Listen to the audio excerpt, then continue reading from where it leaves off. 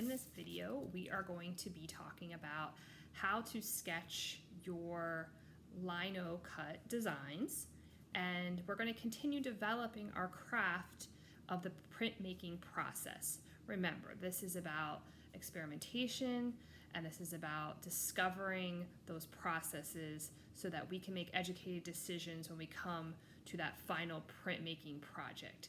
Right? So what you're going to need for this video is you're going to need those 3 by 3 inch little pieces of paper that were cut out for you. You only need to create one, but you have a couple in case you'd like to create several. That is up to you. And you're also going to need a pencil for this activity.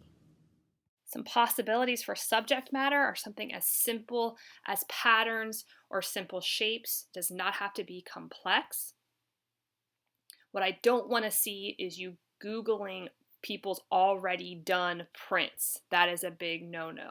Don't go onto Pinterest and find linocut prints and just copy them. However, you could go onto the internet and find a picture of something and then draw it in a more simplistic form, such as these watermelons, just making sure it's only the positive and the negative shapes. All right, so we're ready to start sketching our design for our linocut that we're going to then transfer on to our block. Right? I want you to spend a lot of time thinking about the subject matter. I just want you to pick something. Okay, like we said before, simple shapes are fine. You can look for images online. I'm going to use an image from this book, but you can also use objects around your house. Like this flower would be perfect, or maybe you have a little plant. So it doesn't have to be a picture. You could draw from life as well. Right? So what I'm going to do is I'm simply going to start drawing this line, remembering that it's just about the positive and negative shapes. I am not doing any shading here, just shapes. All right, you want to try your best to fill up the entire 3 by 3 inch square.